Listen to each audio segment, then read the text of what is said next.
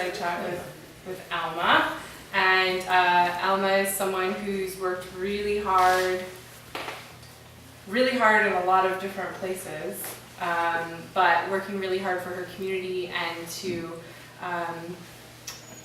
and also to educate allies, though, I think, as well. So 90% of the things that I have told you about Indigenous people in New Brunswick, I have learned from Alma, I think. Wow. Thank you. No problem. Somebody paid attention. Yeah. So maybe just to start, Alma, did you want to talk a little bit about why you decided, like I know you were part of the band council for just one term and then you decided to leave. Did you maybe want to talk a little bit about why, like, I guess what made you want to start working so hard for your community, and what made you want to, why do you do the things you do? Why do I do the things I do? Well, let me see, where do I begin? I think why I do the things I do is so that the future generations will have something left. I've seen so much deterioration and so much damage that's been done over many years. And you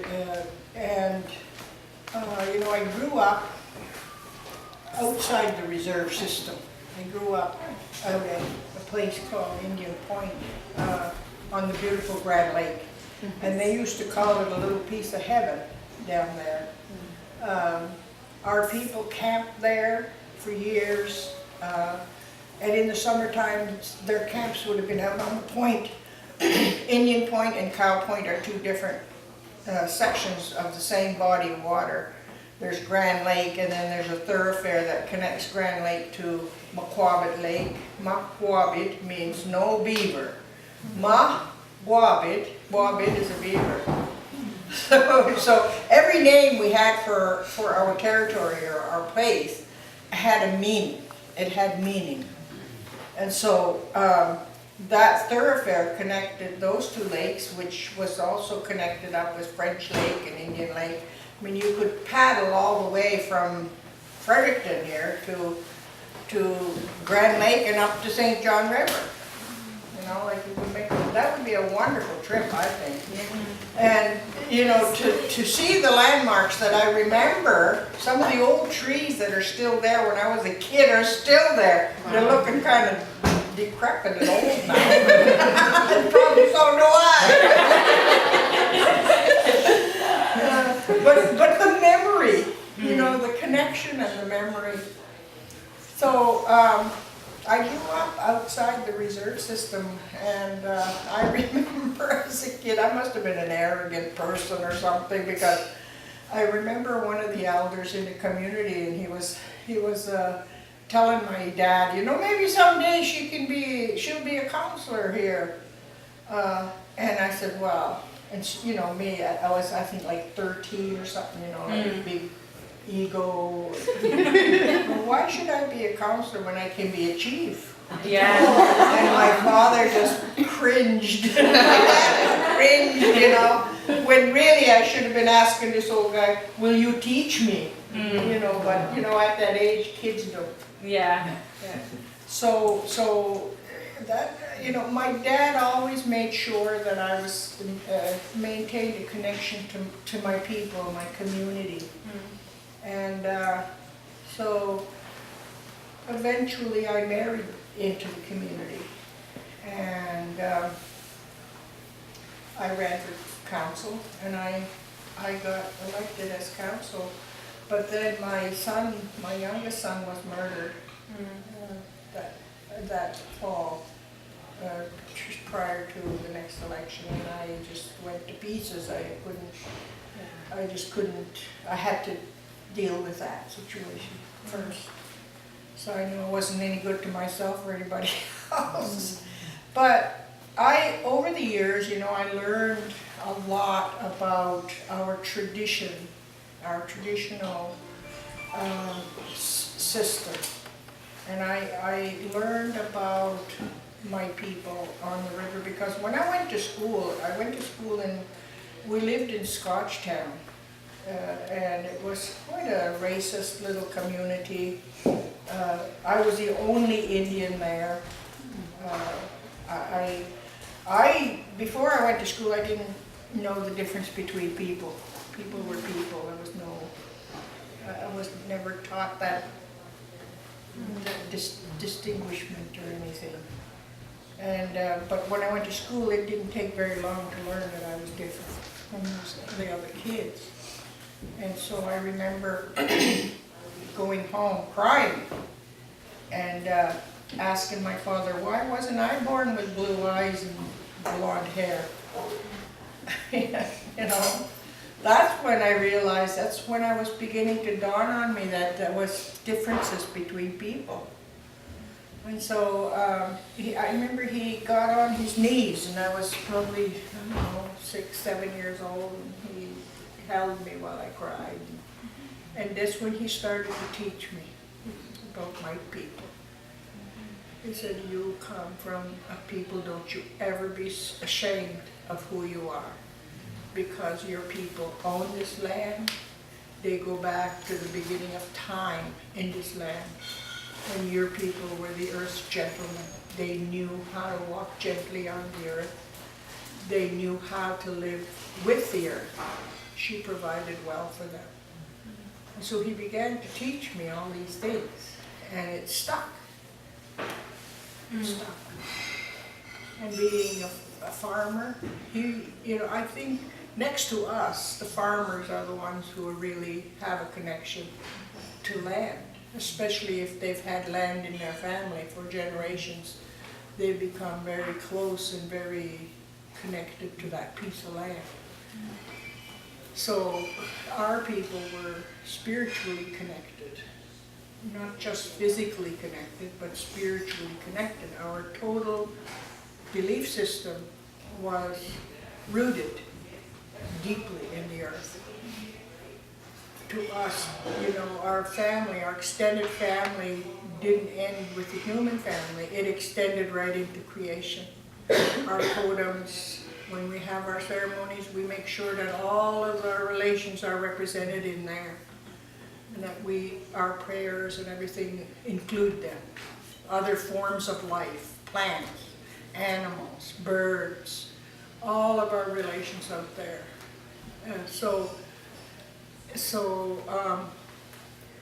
that was not what the reserve system represented. When I was a counselor, there was a lot of manipulation going on. There was a lot of, you know what I mean? I had to take drastic measures. At one point, there was a check for like $130,000 a month that was coming in the name of the band, but it was being confiscated by somebody. And it was being sent to the band address, but it was being taken and cashed by somebody else. So I had to address that issue, and there was no way for me to do it because there was so much conflict of interest on the council, because there were people who were elected to council who were a part of this group that was taking this money. And so what I had to end up doing was I saw one check laying on the desk, and I took it and put it in my purse and walked out the door with it. And I went straight to the bank, and I opened up a safety deposit box, and I put the check in there. And so I called for a special meeting to address this issue. And I mean, I was attacked. I was attacked by community who didn't know any better, because they were just believe what they were being told. So there was all this dynamics going on in the community. And that's how that system runs. And it's not only my community, it's every community that's under the Indian Act. And the problem with it is that all the decisions that are being made of how that system runs is done in Ottawa. by people who have never stepped foot in our community, don't know us, and that's who runs the community. That's who, that delegated authority through the Indian Act. And and many times it just renders the people, the only aspect, I guess, that you could say that we participate in is to make 1X every 2 years. And after this year, it'll be every 4 years. 1X, that's it. And we have people representing us from not just from my community, but on a regional level who I never select or have any opportunity to select, all the way to Ottawa, where you have an assembly of First Nations right across the country, just made up of chiefs. And really, under the Indian Act, under law, they do not have the authority to make decisions. They are simply chair people, and they vote. The only vote they have in their respective communities is to break a tie, because the majority of the council members are the ones who make the decisions. But a lot of the decisions that are made in Ottawa, the councillors are never a part of that decision-making process. So that's the flaw in what's there now. That's a flaw. And many of the councillors that are in place are working for themselves. They're in positions, in job positions that are positions of authority. Well, who is it that monitors that, and where are the checks and balances? Because they're the council, they're the decision makers, and yet they're working in this conflict of interest position. So therefore, that's another flaw in the system. And the problem is that is the system that the federal government wants to entrench. And they're calling it nation to nation because this bogus term called First Nation doesn't mean what you think it means.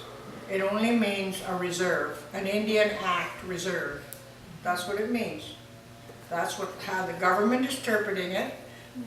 And they'll say 6 Maliseet nations. That's ridiculous. But they're not nations.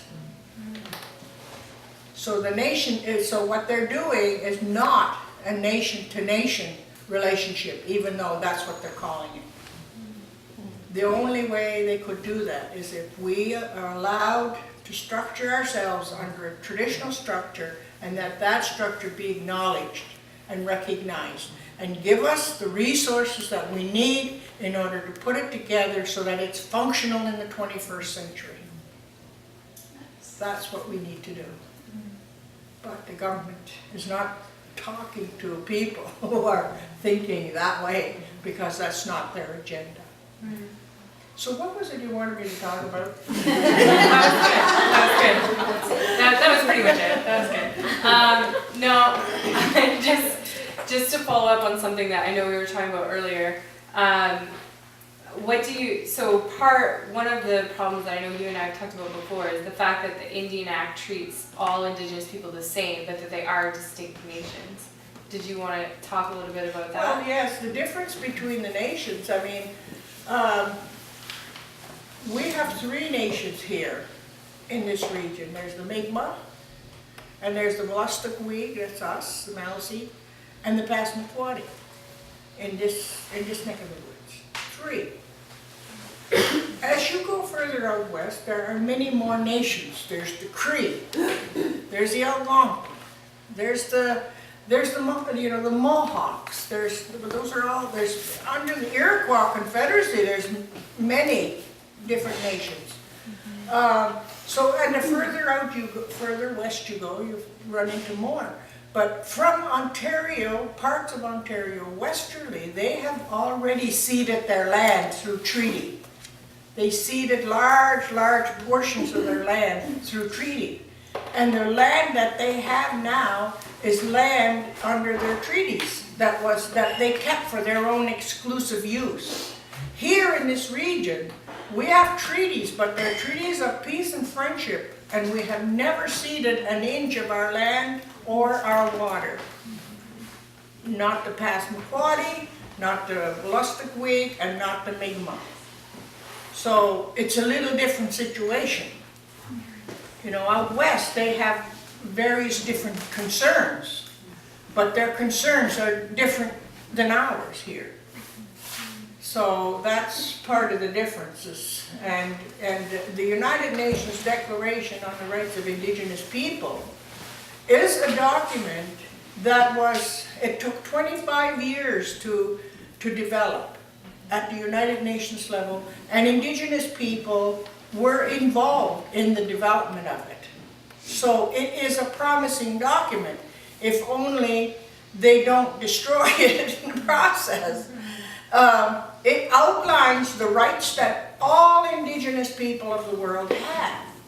But like she was saying, because we're different nations, if it's a nation-to-nation relationship, then they should come down and negotiate the meaning of the declaration with each of the nations across this country, which could be different. You see? Based on the legal status of their situation. Yeah. And I'm not talking about anything outside the law. I'm talking about the law. Because these things, even our treaties are legal documents. They're valid legal documents. I wonder if, because I know one of the things that you and I have worked on a lot together is like environmental causes here in New Brunswick. So I wonder if maybe you wanted to talk a little bit about the importance of the Willistic River to the nation, and then also some of the causes that you have fought for in the past or are continuing to fight for as far as environmental things to protect the river. Well, like I said before, the land was good to my people. She provided everything we needed to live a good life, everything. And it wasn't until contact that we started to see the changes. And, you know, our people always made a decision based on a collective mind. Collective thinking means that you make decisions that are in the best interest of everybody. And our people were good at that, because that's how they made decisions. And we had a traditional system, a very democratic system. Democracy was not brought across the water. It was here. They found it here.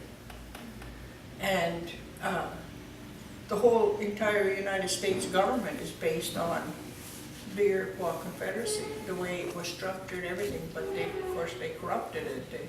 They left the women out. Where the part that they call the Senate, where these old fellas are sitting in there, that was basically the women's house. And nothing was law, nothing was passed unless it was approved by the women. But the way it functions was the same way. And that's where they learned it, by watching the Iroquois Confederacy.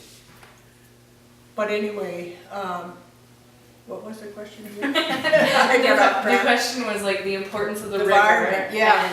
and then the So environment. everything, yeah, the earth, and they call, you know, I hear people calling us nomads. We were not nomads. Nomads roam aimlessly around. Our people were migratory. We knew where the fish were, we knew where the moose were, we knew where to go for various food and things. So they migrated to certain places at different times of the year to collect food and medicine. And the earth she was plentiful. She gave freely. We didn't have any jails. We were busy. So we looked after each other, cooperated with each other, because our survival depended on it. So there was a sort of a dependency in the way our society functioned. And, but it did require a healthy community. And one of the things in our culture was that we had ceremonies to give thanks for the things that were given to us by the Creator. And we still have those today. We've managed to salvage those things a little bit. But at one time, that was the glue, the heart that held our society together. And many of the medicines were carried by the women. The women were the manufacturers and the distributors of resources in our community, so you darn well better respect that woman or you're going to go without your moccasins this winter. So, you know, that was a functional society back then. But I'll tell you, you cannot have a collective thought or collective decision making if there's selfishness and greed. Those two don't hang together. You can't. Because if you're just thinking about yourself, or if you're greedy, you want more than what your share, more than your share, then you can't think of others. You can't think of other people, much less the environment. You're gonna take more than you need, and that's what happened. That is part of the values that newcomers brought here, and eventually it spilled over, and I mean it's in our community now. We see that in our community too, from generation to generation. We see that, that individualistic thinking. Think about yourself first.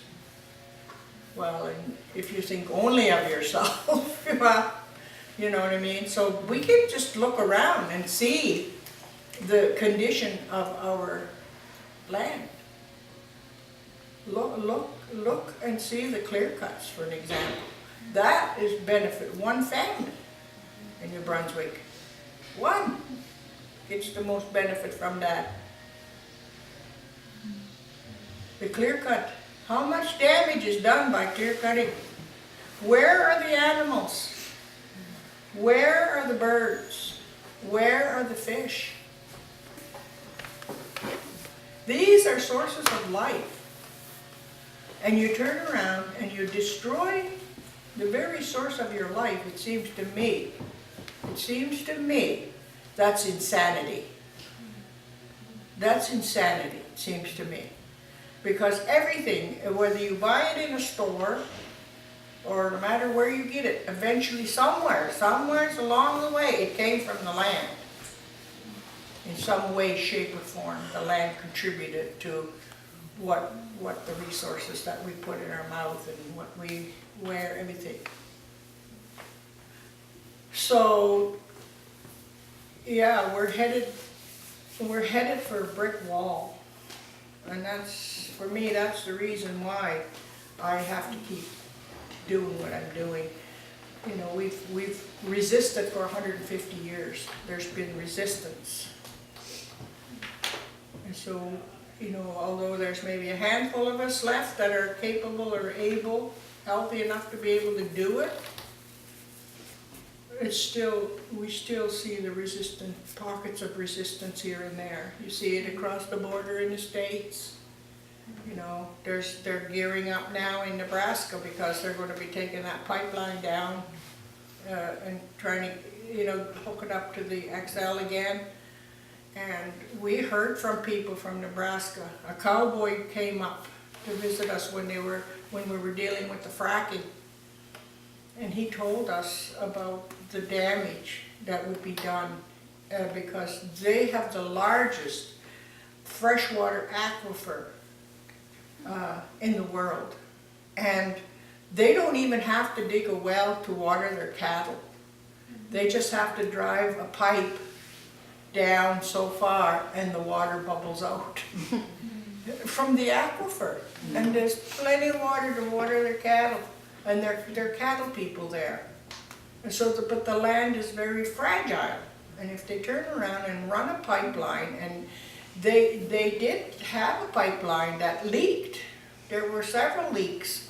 And he says it's not the big blowouts that are doing all the damage, it's the little leaks that leak for months and months, and they don't even know it's there until it's on the send down to the refineries now is not even crude oil, it's the bitumen, which is a different kettle of fish. And you put that near water and you have a disaster. I mean, you could potentially kill a whole city or town of people because of the toxic, when that bitumen hits water, it sends off a toxic chemical in the air. And if you breathe that in, you can die from it. They have so many chemicals, laced with so many chemicals to be able to bring that bitumen, because bitumen has the consistency of peanut butter, and it can't run through the pipes until they liquefy it with chemicals, and they won't even tell you all the chemicals they're putting in it. So that's a part of the damage that's being done to our land, and that's not even to mention the spraying that's being done. You know, I'm sure you all agree that cancer in this province has been on the rise since 1983. I know in our communities we notice it. We have young women who's having their breasts cut off because of cancer. That's not normal. That's not normal, and it shouldn't be acceptable. You know? So it's going to take this young generation, it's going to take you to put a stop to this foolishness, this insanity. And it's your children that you're going to do it for. Your children, your future generations. Not just mine. So with that, maybe we could open it up to questions, if anyone has any questions for Alma. She's really not scary, you can really ask her. She might not answer the question that you asked, but she will. But if I don't, you need to tell me. I'd be interested in hearing more about your work with women, with the indigenous women that you do. The women that I work with? Yeah. Well, I work with the Native Women's Organization.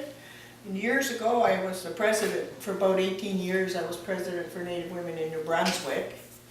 And then I stepped down, and I went to a Native Women's Assembly here a month ago in Edmonton. That's where they held it, the national one. And somehow I got catapulted up to be an elder for the national organization. I didn't go there with that intention, but that's what happened. So now that I'm there, I have to do something. And, yeah, so we're going to be meeting with Justin Trudeau next month, at the end of the month. So one of the things we're trying to do is, for too many years, I know that the missing and murdered women is a big issue. It's a really important issue too, because there's a lot of women that have gone, indigenous women have gone missing, and so, many murdered. We have one missing here, right here now, an indigenous woman, and I don't think anybody's looking for her anymore. I don't think. That's Sakobi, Oh, gee. Raymond Sakobi's daughter? Yeah. Her. She's still missing. But anyway, and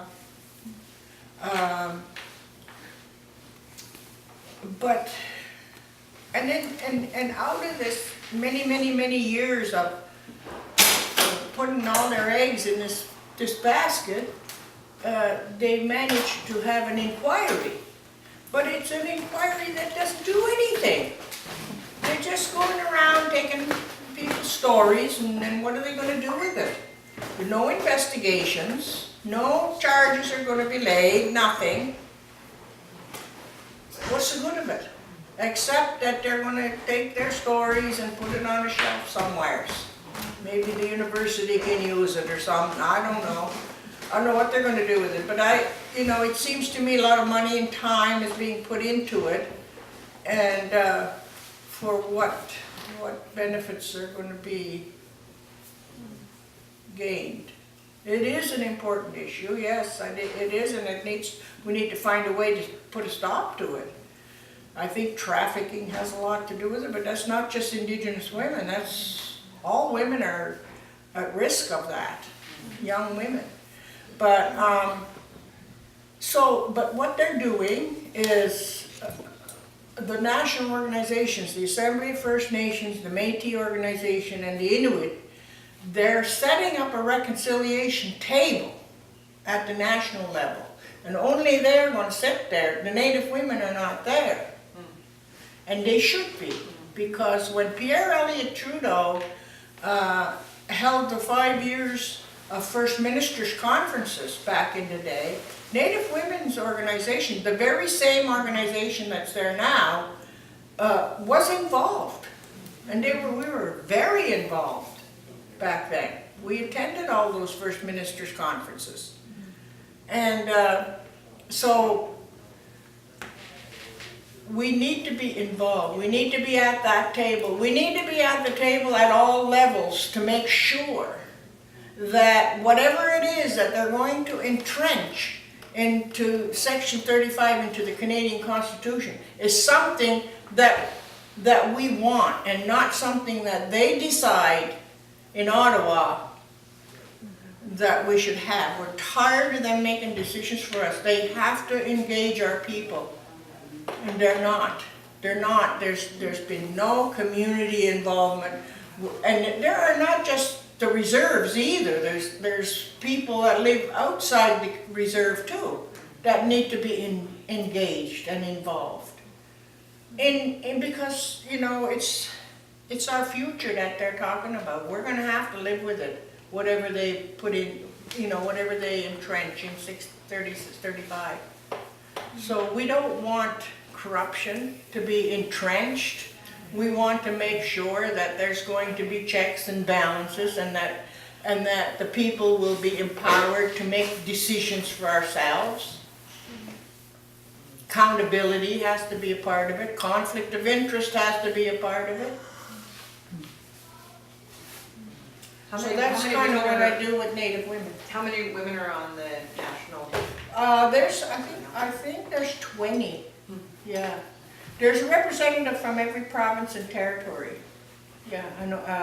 PTMA, which has an elder. We have 4 regional elders that sit on there, and 4 regional youth representatives, and we have a member from each PTMA. Who's What does represented. PTMA stand for? Pardon me? What does PTMA stand for? It's the provincial organizations, provincial and territorial associations, Okay. who are members of the national. Yeah. That's some of the work I do. So is that what you're requesting from the Prime Minister when you meet with him? We're That- gonna- that- yes. That the women That's- council yes. be part of that? To see if we can make sure that the Native women are going to be included at that level. Because they're talking about making lesser tables, and they're going to be, this is what Minister of Indian Affairs said, if you can believe it, that they're supposed to be consulting with provinces, with Canadians, with Indigenous people on what reconciliation is. And there's going to be these lesser tables where we're supposed to go and put our 2 cents. Tier, 3rd tier. Yeah. And I suppose they'll be the gatekeepers and just pick and choose what suits their agenda maybe, I don't know, but that's not good enough. Because it's the women who are the heart of the community. It's the women who raise the children. It's the women, and we're a matrilineal society. Always have been. From way back. The women were the center. Well, in ours, I mean, the Mohawks, the women were a little bit more, they dehorned the chiefs and so on. Here it was much more equal. When we build our lodges, you see men on one side and women on the other side. So there's more of an equal, I don't like that word equal because it's really no such thing as equal. But we had our roles to play. The men looked after the fire, they looked after the tobacco. We looked after the cedar and we carried the water. And we didn't compete with each other over that. Okay, so I think we're running out of time because they all have to go to class. But you get to go to one of the classes with them, so you can, right. yeah.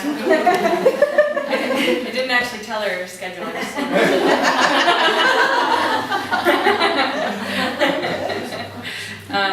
yeah, so do you have the, so we just wanted to thank you. So this is the traditional way to thank you. We have tobacco for you. So thank you for coming and speaking to us and sharing your wisdom. And then this is a gift. This is actually, so we call this the red room because the walls used to have red wallpaper on them. Oh, yeah. And they will again. And they will again. We're gonna re-wallpaper it red. But this is actually, in here is a piece of the red wallpaper that used to be in this room. So Oh, wow. yeah, so we wanted to have it. So that's our gift Okay. as SSU. So, Thank you very much. yeah. Thank you so much.